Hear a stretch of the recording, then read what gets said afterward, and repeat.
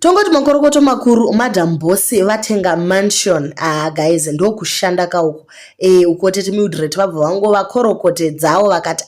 muroora wangu ndinodada nemi naMhofela. Welcome back to your channel. Please don't forget to like and subscribe. Muma streets muchingodhuma gossip nezvimwe zvinhu zvisina musoro vamwe vana vachindirira mberi imikani madamboss vatenga imba yavo vakaita imwe live vakagara panze asi vanhu vakafunga kuti musikana ari kuadvertise ko kazhinji kakatinoona achiadvertise but this time vabva vangoratidza kuti aiwa ndo pamba pavo ipapapa vanga vachishanda all these years vachigadzira kuti pamba pavo padai so vamwe ndo vari kuti ndiMhofela since vakuGermany uko maybe vari kubata mabasa makuru vamwe ndo vari kuti since ari brand ambassador wevanotengesa dzimba ava maybe vakamupa kaimba kana kuti vakamupa nediscount price ko zvinozikamwa here asi nyaya iripo ndeyekuti ndo pamba pavo apo pamakatarisa vakugarapo imikani. Ngatibvei tangopinda munyaya yaTete Mildred. Tete Mildred vanyora tsamba yavo vakati ivo anodiwa taira nangoni ndanyora tsamba iyi nemufaro mukurusa gore rino makandigonera isu veshava chokwadi Mwari uriko kudenga uko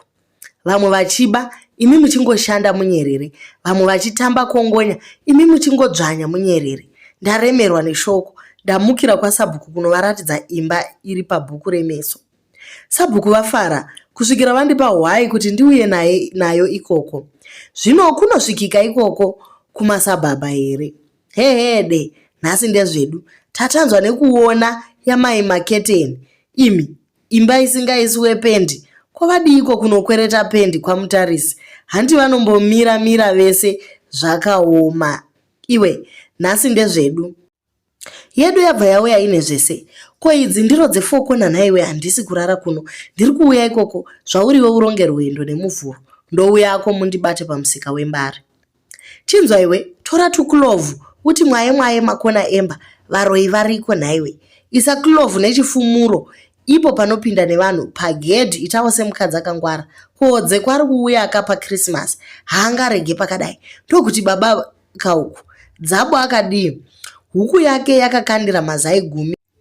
ane ruoko rwehuku dzabo aita satete vake ndo zvinoita nyasha raini richandiguta rwendo runo rega ndinotsvaka tumbe vatokuya nato baba isoko bye musha mukadzi zvafamba izvi so sabhabha ravo iri rabva rauya rine zvese swimming pool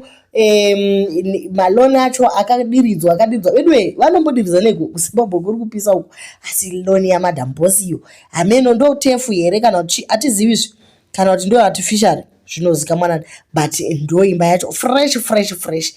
vanhu vanogona kuswima asi apo panotoda kefu kane vana